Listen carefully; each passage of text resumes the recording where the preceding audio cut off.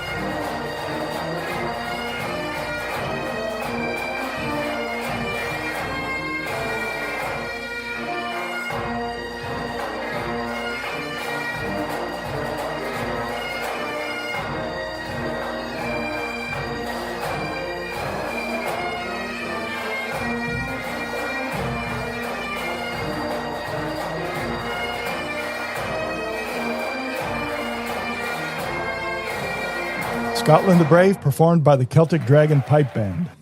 Ready? Let's do this. Kick back. Let's learn about pipe bands. Today I'm joined by Eric Wolferman. Eric is a drummer for the Celtic Dragon Pipe Band, and he's also a drum instructor for the band, and he's also a famous or maybe infamous broadcaster. But today we're going to focus on the drumming. So Eric, welcome. Thanks for joining the Sum of All Wisdom. Hey, thank you for having me. I appreciate it. I think my first question is, what is a pipe band?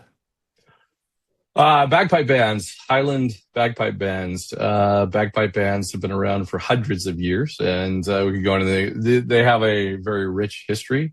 But I look at it like, especially here in Montana, bagpipe band is just a community of people who love the music and who love the culture of Highlands and Scotland and Irish too, because there's Irish tunes as well. And it's a community. Pipe bands are made up of 4 different voices. Normally, you always hear about the bagpipes. They are the loudest voice.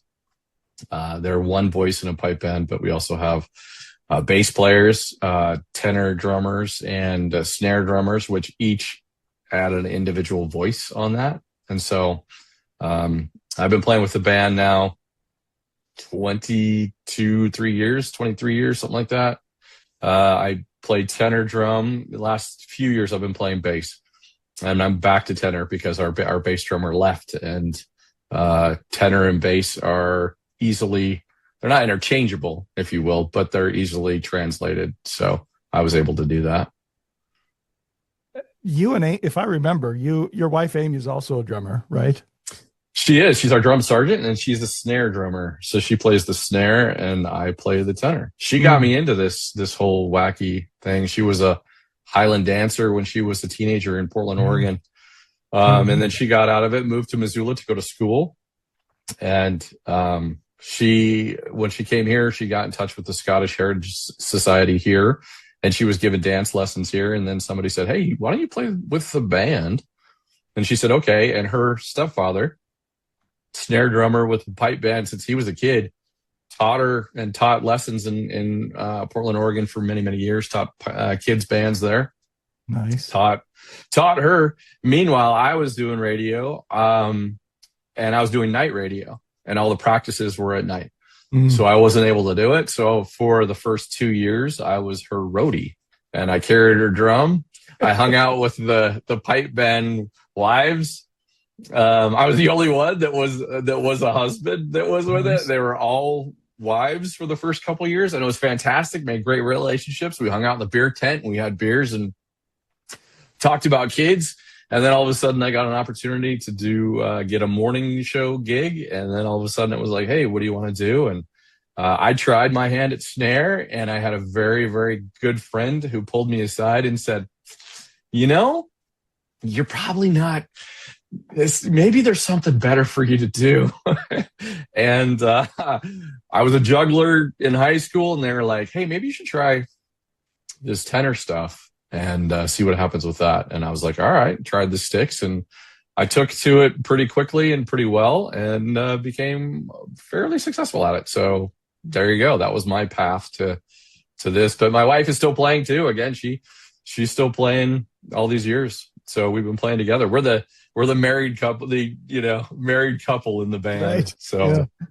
I mean, it's a passion. You get to hang out together and do your thing together, something you really love. That's a phenomenal thing, I think, right? It really is. And hey, you're going to practice tonight? And I'm like, yep, let's do it. She cracks the whip sometimes on me, and let's get this going. And no, it's fun. We've become really, really good friends with the people, and it's all volunteer, right? We volunteer for it. We're not professional musicians. We don't try to pretend to be. We're not making any money off of this. We're a certified 501(c)(3). So the money that we make from gigs and stuff goes into the pipe band to pay for equipment, pay for travel, pay for kilts, uniforms, drums, all that stuff. So it's a love of it, and we have known a lot of these people for 20-some years, and it's like a family. Really, honestly, is. So break it down for me: tenor drum, snare drum, bass drum. What's the difference? The bass drum, there's usually just one bass drum. They keep the beat. That's their job. Their job is to keep everybody ensemble-y. Big round one. Yep. Snare drum is a snare. It is a marching snare drum that is tuned very, very high. And when hit loud enough, it could sound like a gunshot. I mean, it's as loud as what a gunshot would be. They're very, very loud.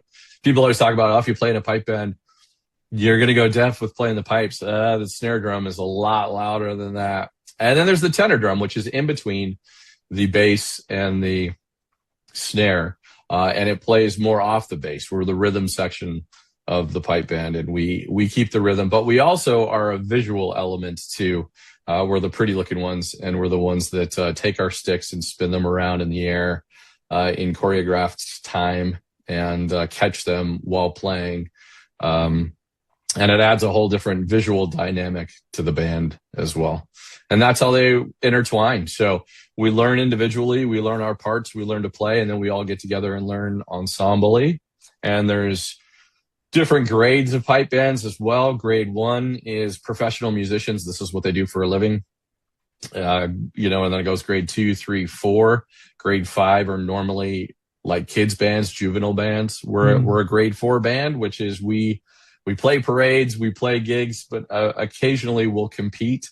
And when we compete, you're judged on, usually there's two pipe judges that judge how the piping goes. There's one drumming judge, and then there's an ensemble judge that judges how we play together and how everything's put together. So that's how competitions go.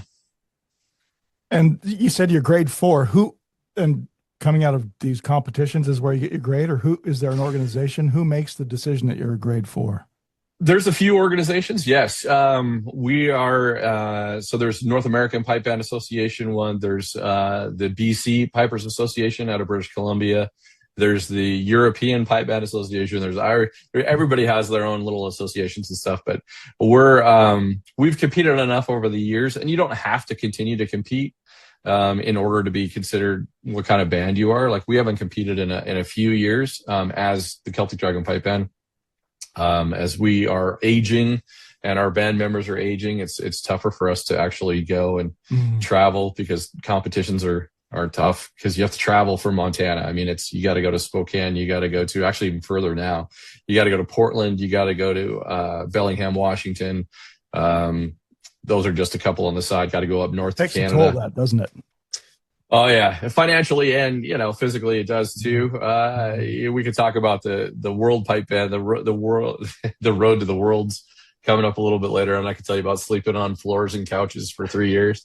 That's always fun. Back when I was a much younger, sprier lad, but that's what we do. So if we want to move up in a grade, so if we wanted to, hey, we want to compete in grade 3, then we would need to go to sanctioned competitions. We would need to score well enough where they would accept us as a grade 3 band. So to move up, you have to be competing. Yeah, interesting. That's really kind of cool that you can if you want to. I mean, I understand the constraints and all that, but yeah. If we wanted to, we could. And the kind of crazy thing too is you can get really, really good players that could come and play with you. You could get a grade 1 player that could come down and play with us and compete with us, but we'd still be considered a grade 4. So people do that with bring in ringers and stuff every once in a while to try and do it. But we've been taught these are folks. by, sorry to interrupt you, Eric. No, go ahead. If somebody's a grade 1 piper, for instance, or grade 1 drummer, whichever, and they come play with you, they're graded individually. They're not a part of a grade 1 band, and they come to you, or how does right? That Yeah, they would be the most of the time individually. So if you're part of a band, you would play with that band. You wouldn't come down and play with us. So we've been able to grab some people individually who have played grade 1 at one time. Maybe they're older now and don't compete as much, or maybe they're solo or whatever, and they'll come. And we have one member who, when he was younger, played in a grade 1 pipe band. He spends half of his time in Houston, Texas, half of his time here in Montana. And he plays with us occasionally. He doesn't compete with us. We haven't really competed, like I said, in a few years, but he'll play with us. And we're a teaching band as well. And that's where, when we can get these grade 1 players come in, they can teach us, and we can teach other kids. I have two students now. One is young, 11, and one is middle school. And basically, I'm just teaching them the basics. I'm teaching them what it takes to be in a pipe band, what it takes to go. And if they want to, down the road, continue to play with us, or if they want to go and try and move, if they end up moving somewhere, they can play with bands there, and they know how basic things go. And so, and we do that with snares, and we do that with dancing too. We have huge dancers. We have 40 Scottish Highland dancers in town, group that teaches everything from 2 or 3 year olds up to 50, 60 year olds, and then pipers too. Pipers, we're a teaching band, so we have piping instruction, and it's all free. We don't charge anybody anything to do it, and we teach them how to play. So you teach them, these kids you're teaching them a little bit of the philosophy and the practical, and do you teach also drumming skills and the flourishes, right? Yeah. Yep. Spent a lot of time on the flourishes. The cool thing with that is that, especially for kids that are learning, it doesn't drive their parents crazy, right? As soon as you hear percussion, right. As soon as a parent hears, I want to play drums, it's like, what? And so the good thing is for the tenor, and I have some aids for you.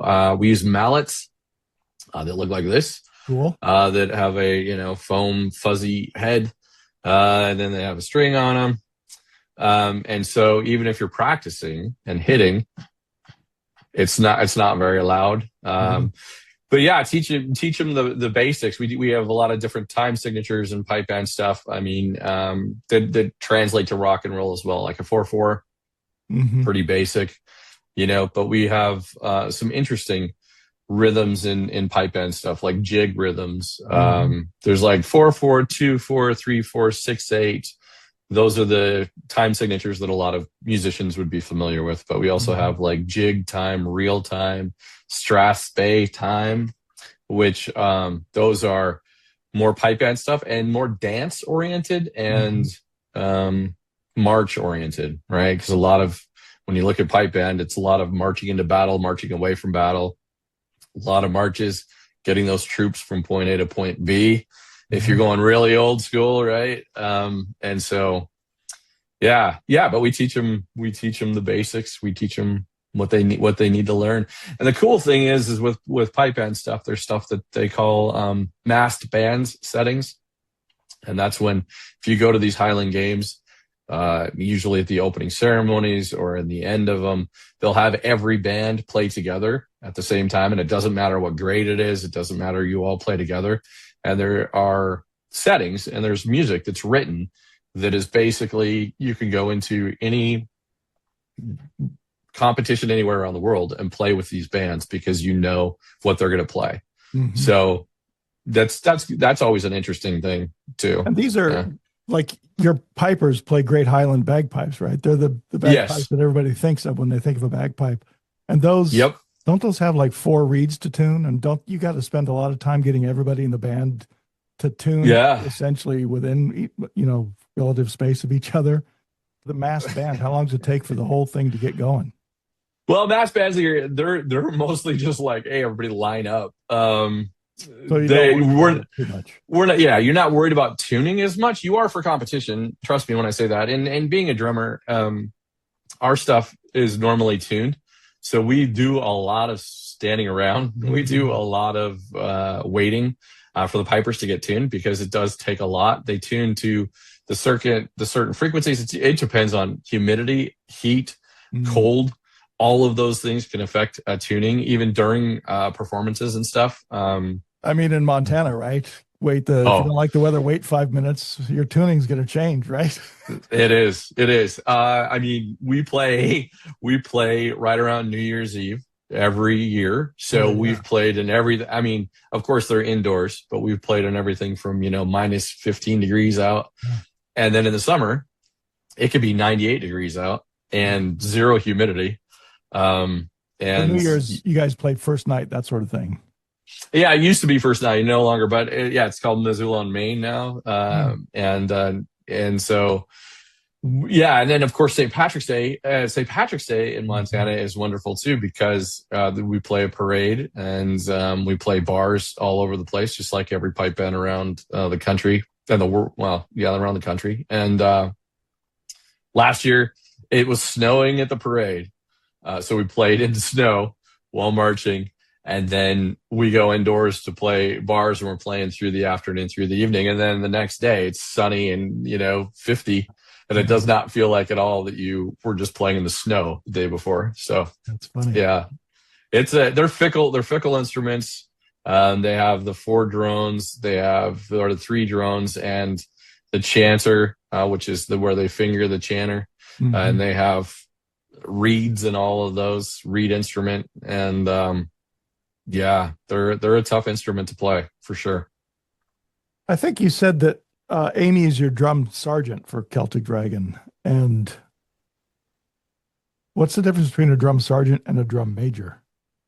Drum major doesn't play an instrument. They keep time and they have the big staff that they use. Drum sergeant, she just makes sure that who's playing for what performances, who needs equipment.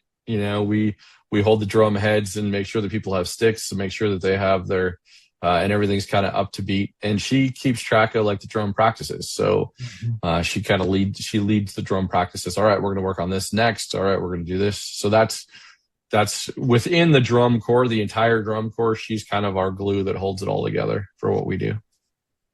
So you don't need a drum major because she's killing it that way. No, we don't. We don't. We could use a drum major. I mean, everybody could use one, but we don't have that. That would be somebody who just really wants to hang around with the band, but doesn't really play. For us, that's what it would be. There's drum major competitions, and there is drum major world competitions where you have these kids that are out there with their mace and they are doing moves and flipping it in the air and doing stuff that you're like, it's amazing to watch. So always definitely not taking that away from any drum majors out there. You guys do an amazing job. Just for a pipe band in Missoula, Montana, it would be like, hey, somebody who just is looking for a hobby and wants to walk around with us. So along those lines, is there a pipe band scene? Yes. It's actually incredibly tight-knit, small community. And I was able to, when I went to the Worlds and competed to try to go to the World Pipe Band Championships, I was lucky enough to be invited to play with a pipe band out of Tri-Cities, Washington. And they reached out to everybody, and it's kind of weird because I have people that I know that play in Seattle, play in Portland, play in Calgary. We would have camps. We would bring down professional musicians to train us. We would have band camp. I know, let the jokes begin. But you get to know these people, and you really honestly get to know them, and it's a small community, right? So that I can talk to that here in a little bit, but it's a small, tight-knit community. And so when you're good and when you travel and when you compete, you go to these games, and there is a competition to it. There's the competition aspect to it, but you get to meet people, like-minded people who are in the same thing. And so there's some great people that I've met over the years that I'm still friends with to this day that aren't from Missoula and have really never even been to Montana, but I went to there and we have pipe band stuff in common. And then if you start following it on social media, I'm telling you, your feed's going to be blowing up huge with pipe band stuff like all the time. And you will know right when the World Pipe Band Championships are coming, you know, when the European Pipe Band Championships are coming, because everybody is posting and it's all competition and it's all really cool. But yeah, not to be totally nerdy about the whole thing, there is. And I've known people who have, there's one professional piper who I know from Calgary, whose name's Anne Gray, and she's fantastic. And she decided I'm going to go hang out in the, I think it was the Orkney Islands for take a sabbatical for 3 months. And she contacted the pipe band there and said, "Hey, would you guys mind if I come and play with you?" And they're like, "Open arms, come play with us." So she went, and that was one of the reasons why she chose that place, because she knew that she would have already cool. Totally not knowing one person there. She knew that she had a pipe band that she could go and play with and make friends, and she did that, and she's still friends with them to this day. Only played with them for a couple months. Your competition, you said this all happened for you in part because you were going for competitions. How did that turn out? It was this is the most amazing thing. I could talk for hours on this, but it was fantastic. I was invited. So I became a pretty good tenor drummer here in Montana. And there wasn't a lot of that here in Montana at the time. Yeah. And so somebody saw me play and they reached out and said, "Hey, would you be interested in playing?" And I said, "Yeah, let's check this out." And then they invited a couple of our pipers as well and another couple drummers. And they were reaching out to Portland, Oregon, Seattle, Washington, Missoula, and just whoever could do it and commit to doing it. And that was the Tri-Cities one. Columbia Regional Pipe Band was the name of it. And they put it together with the intent of, let's go compete at the World Pipe Band Championships in Glasgow, Scotland, and compete at grade 3 level. So I had to actually play up from what I was playing here in town. So it took us 3 years of once a month. We would drive over on a weekend. We would drive over. Didn't matter. I mean, literally, it was once a month all year round for 3 years. Drove over to Tri-Cities, Washington, which is 5 hours one way. Two mountain passes, and in Montana, that could be sketchy. There's been about 6 months out of the year that's not nice, right? Exactly. And sleeping in people's houses and you know, hey, sleep over, come over. Our pipe major, her name is Judy Morrison. She's the one who put this whole thing together. Her and her husband both play in the band, and then it was fundraising and it was doing all that stuff. But then it was also competing. So we had to be invited. You have to be asked, or you have to make enough competitions in order to go to the World Pipe Band Championships to compete.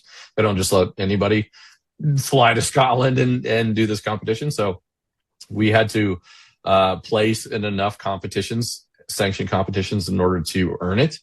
And it was like Bellingham, Washington. It was, Portland, Oregon. It was also, where else did we do? We did Spokane, Washington. We did all these sanctioned ones. And again, you're driving 9 hours one way. To go to play 5 minutes worth of music, 5 or 6 minutes worth of music. Yeah. And then spend your day sweating profusely in the summer in 9 yards of wool in a kilt. And then you turn around and drive back and then you're just like, all right, we're going to do it again in a couple weeks. And so it was a commitment. It was a financial commitment. It was a time commitment. It was really for the love of the music commitment. And it was cool. To get So from grade 4 where you were to grade 3 for the competition, I mean, that must be pretty intense practice throughout that whole. It was, yeah, and it was great because it was here with our pipe band, there's a lot of social stuff. I mean, we get together, hey, how you been? I haven't seen you in a while. There's a lot of that stuff. You drove 5 hours. It was like you go straight to practice, and it's like, this is what we're playing. This isn't, hey, how are you guys doing? Let's sit down. This is like, and so it was always like after. We'll have time to talk and catch up after, because we end up spending the night, the whole time. So it was intense. It was really intense, focused. We had 2 competition sets that you have. One is considered an MSR, which is made up of a march, a strass bay, and a reel. And those are more traditional tunes that you play. And then there's a medley, and with a medley, you can have 6, 7 tunes of your liking, different time signatures, and way more creative. So it's a way to do that creatively. And so we worked on those we worked on them for years, and eventually we ended up earning the right to go and compete in Scotland. And that is the most. It's just wonderful. I mean, for me now, it's like it'll be 11 years ago. It was 2015 when we went over. Right. But it was not just a trip to Scotland. It was just fantastic because the great thing about the World Pipe Band Championships is it's unlike anything else because of the fact that you have the proximity to the best in the world. And you could go up and talk to them. You could sit and watch them practice, perform. You know what I mean? Like, you have access and they're to just these folks, right? If you are just talking to them, they're humble. Yeah, they're not. Exactly. And, if they're practicing or pretending, you could be 5 feet away from the world's best pipe band players. And you could be sitting there drinking a beer because your practice is over or whatever. And you could be taking pictures and video and meeting these people. And that's whoever thought that a kid from Montana would ever get an access like that. So take the best of whatever, take the best doctors in the world, take the best jugglers in the world or whatever, and then give you access to just be and have conversations and talk to them and be in this place and see them at their peak is just kind of mind blowing, regardless of how nerdy you want to get in the pipe band world. I mean, just take anything and just be like, this is the best. I mean, go to a music festival of rock and roll, right? Go to Bonnaroo or whatever. And they're like, we're going to put you backstage VIP, and you get to talk to all of these people and ask them questions and look at their instruments and whatever. Like, when does that happen? Right. So, well, nerdy, that experience was amazing. Feel free to nerd out as much as you want. I'm interested at the moment, right? Especially in the criteria for judging when you're at this competition and you are competing at level 3. What are they looking for when they judge you? They're looking for how well you play the instrument. So that's back to the, there's 2 judges that really focus on, or 2 piping judges, sorry about that focus on the pipes, and they focus on how the pipes are playing. And if one piper comes in early, if tempos are off, if you can't really judge volume because bagpipes only play at 1 volume, so it's not that. And then drumming judges, they look at the drums. How are you guys playing together? How are the snares playing? Really, when you have like 6 or 7 snare drums, it should only sound like one. Right. You should never hear a differentiation between those, other than your lead stick, but your lead drummer. But they're playing in unison on everything. How does the rhythm section play with the rhythm section? How are we complementing everybody? And then it's ensemble. How do we play together? And there's all kinds of different criteria. And then they judge you on all that stuff. They write notes and stuff, which is always great because you get stuff to work on, and they tell you what you did wrong, or they tell you what you did great, and you don't need to work on those things. So you get feedback, which is fantastic. And then they judge you, ranking first through however many bands are there and where you fall into that. So, and the drum judges, do they judge your flourishes? Not so much. Actually, most drumming judges, and this is kind of what's cool about it, most drumming judges come from the snare background. So it's beats and rhythms is what they do. Because they're so busy listening and down writing and writing in their score sheets and stuff that they're not watching what we're doing as far as flourishing goes.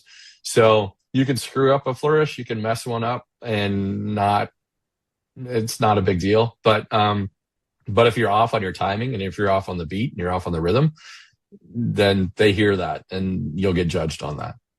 If you mess up a flourish, does that mess up your time potentially? It can, yeah, it can, because we have them pretty tight and we count it out in our heads and we should be down here. So yeah, it can. If you tie up those sticks, that could mess things up. When you are developing your own sort of style as a drummer who does flourishes, do you innovate? Is there like a framework that you teach your kids, and then outside of that you can make your own interpretation? How does that work? That's exactly it. Yeah. You teach them the basics. It's all about stick control. So once they get stick control, then you can do whatever you want, and you can be that's the cool thing about it for me, is you can be as creative as you want. But you got to get the basics down in order to do it. And so the basics are pretty simple. It's just being able to control your stick and stop your sticks when you need to stop your sticks. So you could be in the middle of a flourish and a swing, and when it's time to come back, you need to make sure that your sticks are hitting that drum at the same time when you're supposed to be. And so, but within that framework, you can do all kinds of stuff. You can do spins, and you can do stalls, and you can do there's a lot of stuff that you can do. And that's break it down for me. Cool thing. Tell me when you're teaching a kid, what are the first few steps that they got to learn? What's the framework? All right, first few steps is to learn to put the stick on, because you want to make sure. And there's a couple traditional ways to do it. I don't know how well you can see it. But you learn to put it on your pinky, you do a little twist, and then you put it on back. And so then you hold your stick. And this is how you hold your stick. So it doesn't fly off your hand when you're doing your thing. So I don't know if I need to unblur this or not, but no, I think it's okay. But and then another one, you do the same thing. Basically, what I teach them to start out is just a single spin and hit. So if you can do this, and it's the most boring thing ever, it's almost like the old paradiddle, the old left, right, if you can do this, everything comes from these. But you have to be able to grab your stick and be able to hit your stick. And so start with singles and then go doubles, and then you can start doing it fast. And you get control of it. And then you can start doing stuff like this. I don't even know if you can see this or not, but you can start doing things. A little blurry, but we can see some of it. Yeah. Start doing things like this, and then you can spin out, and you can do these different things, and you can do these things, and you can do all kinds of things. But it all starts with, if you can't grab those sticks and hit those sticks when you need to play, then it's gonna be tough. So. Just for if somebody's looking at this or listening to this and not looking at this, Eric is demonstrating flourishes with his tenor drumsticks, right? Mallets. Called mallets, and just some spins and double spins and other things that he's showing. So tell me, what's your signature move? What is it that distinguishes the Wolf? I kind of do a little bit of everything. It's tougher when you have multiple people. So for years, I just played by myself. With the band, I was the only tenor drummer. We had some coming, we had some going. When you're playing by yourself with a pipe band, there's literally no rules. I don't have to choreograph with anybody. I don't have to do anything. I can just sit and just play whatever I want. I really like the stalls where you just hold them in front of your head. But coming in and doing some throwouts and then getting into the different things, and then throwing them out and then coming back in, those are things that I really like to do when I have chance. So then when you get multiple drums, and the cool thing about the tenors as well, multiple drums, you choreograph with that other drummer not just in the flourishing, but also in the tones as well, because you have drums that they're not tuned. They're different pitches. They're not tuned together. And so there's times when somebody will be flourishing and somebody will be playing, not at the same time. And then we opposite and we move that around, right? So if we had, like for Columbia Regional, there were 6 different drums that we had that were all tuned differently. And so you'll have stuff like that, right? You get some sound besides just the percussion. Right. And you get a melodic line in there. Yeah. Oh, and so it's so fun. It's great. And you play less. That's the other thing too, is if you're just one, but you have to be on when you're on, and it's great. It's great to hear. And when you see these professional pipe bands, these grade ones play, and they'll have 6 or 7 tenors that are all just tuned differently, and they're all playing these just amazing rhythms that are just underscoring everything. It's fantastic to watch. So there you go. How many drums are in Celtic Dragon? Well, we have 6 snares, I believe, and we have just 2 tenors and a bass at this point. So, and we're always looking for more, but that's about as big as we get. At one time, we had 3 tenors and we had, I think, 7 snares at one time. So, 10, 11 of just the drummers, and then we have 7 or 8 pipers. So we end up with about 20 people, 16 to 20 people. And for being a small town in Montana, and being able to sustain like we have over the years, it's pretty cool that we're able to do that. So not everybody does. There's not a lot of pipe bands in Montana. So right, yeah. How long do your students practice before they can actually start playing with the band? It really depends on it. It depends. It depends on what instrument you're playing. It depends on how you're doing. My student is playing with the band, and he's been playing with us for I started teaching him 2 years ago. It'll be 3 years ago this St. Patty's Day, actually. Him and his family saw us on St. Patrick's Day. And he's fantastic because their entire family has gotten into the band. His dad is learning pipes and is playing with us. He's tenor, and his mom and his sister are all dancing. So they have completely embraced us as another extended family for them. Awesome. But snare, it takes longer. I'm probably about a year to play with us with a snare drummer.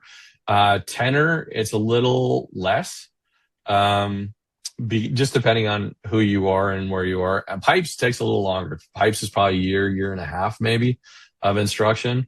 And that's just playing the chanter, and then you learn to play the big pipes, and then you learn to play the music, and then that changes things. But it really depends. Like my student is also taking percussion in middle school. So he's learning drum kit drumming, and he's learning drumming. And so me throwing the flourishes at him, and he can read music really well. And so he was able to pick up and play with us pretty quickly. And he can translate that both in middle school and what he's learning from you. He can translate that to rock and roll or jazz or any other thing if he wants to. Yep, he totally can. Actually, he's the stuff he's learning in middle school with that kit drumming and all that stuff with his band is the rock and roll stuff. When they play the Michael Jackson's Thriller and they play those things, right? But he's like, I got it. I got this stuff. I got the rhythms down, and so for him it was pretty quick to be able to play with us. And then you get into if you're an older person, may take you a little longer, especially with the flourishing.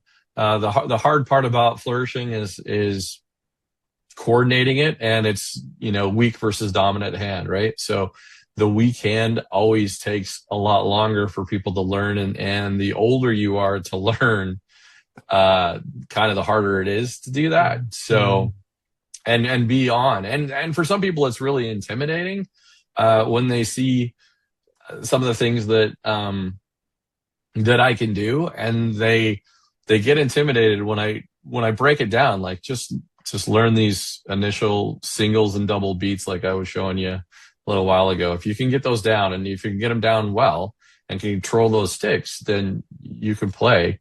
you can do all the other things that I showed you because they're all derivative of that. So What do you think is the future of the pipe bands? So you're instructing, so you see new young sort of faces, young blood coming in. But what's the future look like, do you think? I think it's just it's a traditional thing. So I don't think it's going to go away. I think it's a matter of, I mean, we could go into the whole, sitting before a screen and all that stuff. It's a matter of pulling kids away and young people away from that and getting them into it. And I think that's with anything, but I think the traditional aspect of it helps a lot.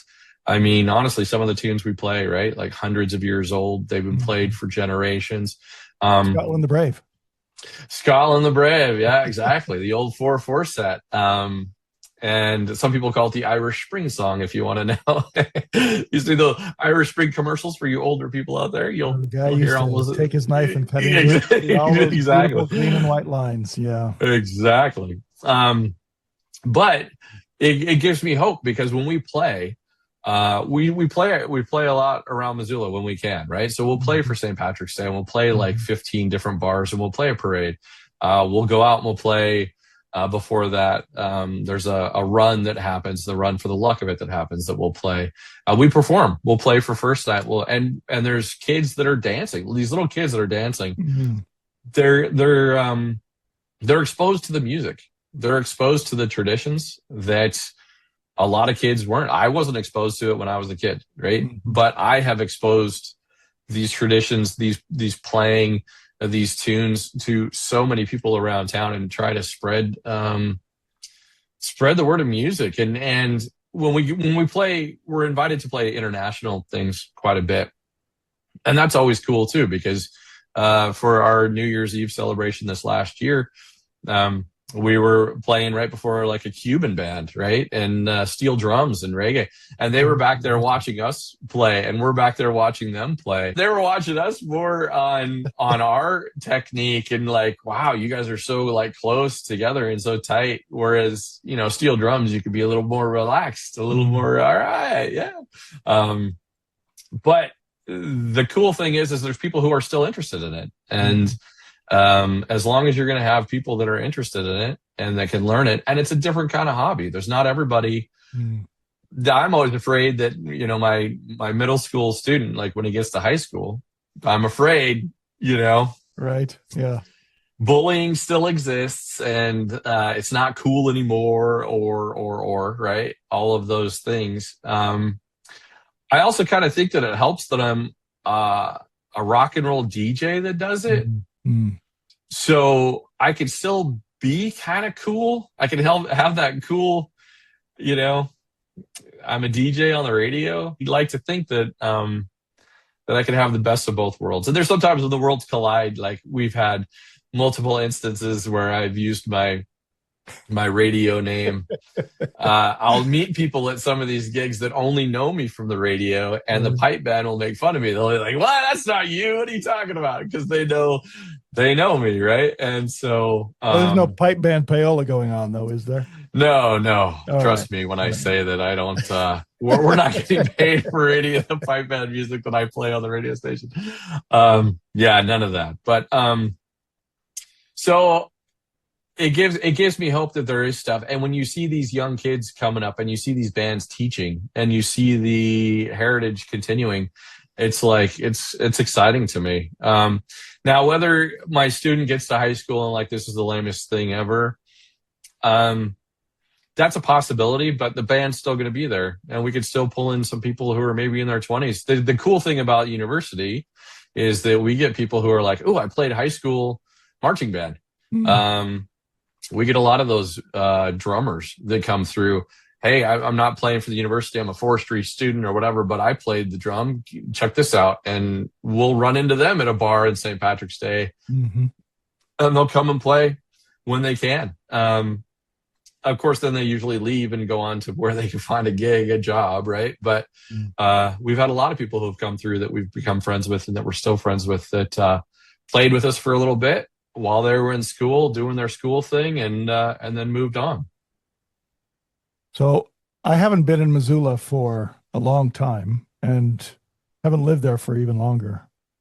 But when I was last there, living there, the Highland Games was an annual thing. Do the Highland Games still come through? And do you guys play that? There hasn't been one in Missoula since probably you left, but there is one in Hamilton. And it's a 2-day event, and it happens in August, right around when the World Pipe Band Championships are happening. Yes, and we're still part of that. Actually, one of our pipe major, who's our lead piper, he is part of the Scottish, the Bitterroot Celtic Society, and they're the ones that put that on. So that's that's our backyard one, right? And we bring band members from bands from all over Montana that come here. We get Coeur d'Alene, we get Spokane that come over for this event too. So we're continuing to spread the good word of pipe band stuff as well. Yeah, we're kind of excited too because the woman Judy Morrison and her husband Don Stewart, who took us to the Worlds, they're Tri-Cities, Washington, and they're retiring, and they're like, they lived in Montana at one time, and they're moving back, and they're building a house here, and so they're going to be living here, and we're like, everybody's kind of freaked out, like, who knows what could happen with this, right? We have these people who put this together, and what can we do with this? And so, where in Montana will they be? Are they coming to Missoula? No, they'll be in the Bitterroot, so it's they're 30 minutes away. So it'll be cool. We're excited to have them come and be a part of it. And their children who are now adults and on their own or whatever played pipe band stuff with them as well. And so if they could come and visit and play with us, that would be fantastic. So we pull everybody in, and it's a hobby, and you get to know these people, and you get to have fun. And if we get a chance to play music, and I try not to get too stressed out about it, because with my job, I'm working a lot, but I try and just be like, hey, you guys will get what you can get, and we're going to try and put on a good show for where we can. But so it's great. It's great. And you get to learn music, and you get to learn traditional music, and you get to learn new stuff. And our pipe major's always pushing us to learn new things. And every couple of years you learn a new medley, 5 or 6 different tunes, different signatures, putting them together and seeing what we can do. And like you said at the beginning, it's community, right? You're with people that have a shared interest, and you're having fun, and you're doing something, giving back in that sense to the larger community. Yeah, there's a big social aspect to it, like when we're doing our St. Patrick's Day thing, and we have like an hour and a half off in between gigs and stuff like that. You sit down and get to know these people. You get to know who they are, and their families, and their spouses, and the people that put up with this stuff too. And we're hoping eventually to get back into the competition thing and traveling for competition. And we'll see. It's just tough. I mean, there are some people that are retired, that are older, that have all the time in the world, and then there's people who are just now starting to have kids and having families, and the commitment, the time commitment and stuff can be difficult sometimes. Different kinds of constraints when you're just having kids as opposed to retired. Yeah, for sure. And so, but we rely on those people who are retired and who have the time to do stuff, to book gigs for us, and to talk with the bars, and to set these things up, and to put together playlists of what we're going to be playing, and communicate that stuff. To get them to go on our social media and keep that all updated is a whole nother thing. But it's cool. We're our little pipe band community here in town, and you walk around, you just be like, you'll meet somebody and like, hey, don't I know you? I play in a pipe band. They're like, oh, and it's the only pipe band, so it's like you've seen us play, somewhere. It was always a cool thing. So, do you, when you're not practicing and when you're not working or playing, do you listen to pipe music? Who are your favorites? Who's out there that are doing the thing that is the thing everybody should be doing with pipe bands? Oh man, I mean, there's so many. And again, if anybody wants to check it out, the BBC has always streamed the World Pipe Band Championships and stuff. And so there's one that's close to us, Simon Fraser University out of Vancouver, BC, close to Vancouver, BC. It's a suburb of Vancouver, BC, but They're pretty phenomenal. They are always in the top at the Worlds. They're always up there. I think they just won Best Drum Corps just recently for the Worlds. But you see stuff like Field Marshal Montgomery does pretty amazing things. St. Lawrence O'Toole Pipe Band. There's these pipe bands that are, from the UK, that are from Scotland, that are from Ireland, that are doing some amazing things. But there's so many of them, to do. And that was one of the cool things. If you go to any Highland Games anywhere, and if you could go to any of them that has a grade 1 pipe band playing there, if you could do it, go do it, because you'll be able to see some stuff that is just phenomenal. Mm-hmm. And when you hear a grade 4 pipe band, like, we're good. We're good. We do what we can do. But again, we're hobbyists and we're older people or whatever. And then you see a grade 1 pipe band and you're like, oh, all right. So this is pretty phenomenal. It's pretty amazing. But what, besides the BBC, you mentioned social media outlets. Where's a good place to find stuff? YouTube is usually the best place. I mean, YouTube, everybody is posting stuff and putting it on YouTube now. So, I mean, if you just do type in grade 1 pipe bands into YouTube, you'll see a ton of them. You can, look at the ones that I threw out there. But yeah, I mean, everybody, social media, everything is at your fingertips these days, right? So when I started, which was over 20 years ago, again, we would bring people down from Canada. There's a woman who taught me a lot of stuff. Her name is Kenna Whalen, and she is out of I think she was Moose Jaw, Saskatchewan, and she taught me a ton of stuff. And Anne Gray from Calgary taught our pipers a ton of stuff. She wrote a tune for us called the Celtic Dragon Pipe Band that she has published. So yeah, there's a tune out there if you guys ever want to hear it. It's about us. So it's great to make friends with these people, but that was our, that's how we learned. Now with my student, I can be like, hey, check out this. And there's instruction for everything on the internet now, right? Mm-hmm. So if you want to learn, how to do anything, if you want to learn tenor drum, if you want to learn how to do it from a grade 4 to grade 1, there's instruction out there on that. I still am old school. I like the hands-on. I like to give feedback. I like to show, hey, you're doing this wrong. Watch your elbow. Hey, it's all in the wrists. Hey, you're exerting too much effort in this. Let's try and level you off with me. So when you have different things, I like being able to do that. And then during the week, I'll refer them, hey, go check out this video, or I saw this one, or see this and see how they're doing it, and see if you like it. So, and then the other great thing, it's almost like radio, from radio, that you steal the best bits or borrow, or it's an homage, however you want to do. Right. But when you see these drummers, these grade 1 tenors, I'm always like, try that move. Try to do that. Is there a place that we could incorporate that? And give them some ownership of our choreography. So it's just me, not me just telling you what to do. Like, hey, what did you see? And my student's great, because he'll come back and be like, hey, I kind of did something. And then I'll be like, all right, let's try and work this out. Let's troubleshoot it. Let's work it out. And can we fit this somewhere in there? And I'll call it. It'll be your flourish. We'll name it after you. And I love doing that. So that is cool. Yeah, totally. Yeah. I don't know if I ever told you this. I was, when I was an undergraduate at the University of Montana, I was in the marching band. I was a bass drummer. Were you really? I you really didn't was. Tell me that. At the University of Montana, yeah. For 2 years I did that. And let me be frank, I was not a great bass drummer. I don't know that I ever kept time. But the thing that chased me away was the brass. There was a trumpet player and a trombone player that hated me like you can't believe. Probably justifiably, if I'm honest with myself. But they were so mean. They did the meanest things to me. And so I said, the hell with that. I'm done. Anyway, I'm glad you're carrying on with this, Eric. I think it's lovely. I've heard you guys play. I think you do a great job.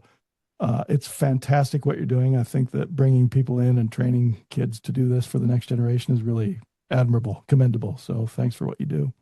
Yeah, thank you. Thanks for having us. I mean, we really like doing it, and we really like, and the fact that it's a hobby, it's one of those things like we're not being paid to do it. It is for the love of the music, and it's for the love of doing it. And we love performing, and we love getting dressed up from head to toe in uniform. And it's cool when we do that because we step it up. When the uniform comes on, we play better than we do at that weekly practice that we have. It makes a difference, doesn't it? Yeah. It really does. We practice, so just FYI, we practice every Monday night for anybody that wants to stop by Monday night, First Presbyterian Church. You'll be able to hear us, trust me on that. People come in all the time and just sit and watch, and we're very approachable. Come in, and if you have a kid, or if you ever want to learn any of these things and you wanted to give it a try, again, we're a teaching band, and we'll teach you how to do it. That's fantastic. My sister got married in that church, and I sang for her wedding in that church. It's a great church. It's got great acoustics. I can imagine hearing like the drum corps do their thing, but also the pipes in that hall must be something. Yeah, we played some, we played some really cool places. We played the Wilma Theater. We played the Denison Theater in Missoula. We played some really good, we played outdoors at Karras Park many, many times. So, so we're approachable. We're open. We're always open for a good time and for playing. So, and no, you can scream Freebird as much as you want. But I'm just going to say it's not really in the repertoire of the pipe band. No Freebird, no Stairway. Yeah, no. I still am trying to get him to do AC/DC, right? If you want to get to the top. Yeah, it's a long way to the top. Noise pollution. What? Well, it's a long way to the top if you want to rock and roll with the pipes in it, right? The Bon Scott, the old story was he was like, "Hey, let's put some pipes in there," because the Malcolm brothers and Bon Scott were from Scotland, right? They went to Ireland or to Australia and started the band, but they were actually Scottish. And he was like, "I'll play," and they're like, "All right, let's do it." And he got a set of pipes. He didn't know how to play. Didn't know how to play at all. I have a dream, Eric, and that dream is somebody from SNL is watching this, and they're gonna riff on the Will Ferrell more cowbell, and they're gonna be like, more pipes. Whatever the movement is, they're gonna be like, more. But I need more pipes. Bruce Dickinson's here. We need more pipes. Yeah. Well, Mike Myers for a while on SNL, man. If it's not Scottish, it's crap, right? That's right. You have you have no idea how many times that we've heard that for decades after he played that character on SNL. And of course the guilt jokes, so we won't go there, but yeah. Hey, final word before we go. Tell me, sum up what it is about pipe bands that brings you in. Oh man, it's playing music. It literally is just playing music. Playing music is something that is every kid should do, whether it's a recorder, whether it's a triangle, whether it's banging on some pots and pans. But it's just being able to play music with other people is just such an amazing thing. It's communal, and it's just fantastic to be able to do it. I wouldn't have done this for, a couple decades if there wasn't that. So everybody, and I know that's your focus, Scott, on doing this. So thank you for doing this, because musicians are great. I know you're going to have some great musicians on here. You have a good reach, and tons of people. I have a great musician on here. That's what I'm saying. This is the thing, right? Part of the subtext of this show is that I'm talking to rare and remarkable musicians and people who do musical kind of production work, right? But the point of that is that everybody has something rare and remarkable going on. And I think what you do for the pipe band, I'm not just saying this, I have always admired you. For 20 years, I watched you and Amy, more than that, do this thing that you feel a passion for, and do it well and grow and do stuff in the world that makes a difference to the people who hear it and come to you to take more of it. So I think that's the thing that really matters. Thank you. Thank you for that. Honestly, play music, man. Honestly, that's the best thing. Whether it's listening to the radio, whether it's just playing on your, air drumming your steering wheel, music just touches so many people in so many ways. It's the universal language, right? For me, that's totally true. So it is. Listen, Eric, I really appreciate your time today. Thanks so much. This has been great. I would love to come back and talk about broadcasting with you at some point when you have another 40 minutes or so. We'll get our ducks in a row, and we'll have that conversation a little bit later on. I got tons to talk to you about that as well, and I don't have to bring props for that one. Just yourself. Thanks. Your pretty face, man. That's all we need. You're so sweet. Thanks for inviting me, my friend. It was good touching base with you. It's been so long. We text every once in a while. We don't get to actually communicate and talk enough. And so thank you for the invite, man. That's great. Thank you.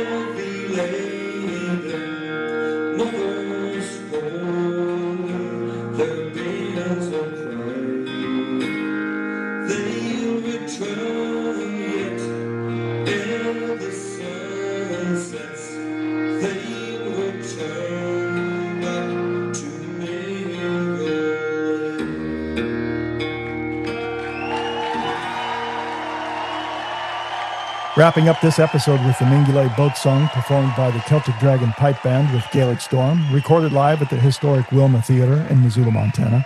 My guest today was Eric Wolferman, tenor drummer for Celtic Dragon, as well as drum instructor and all-around just amazing cat.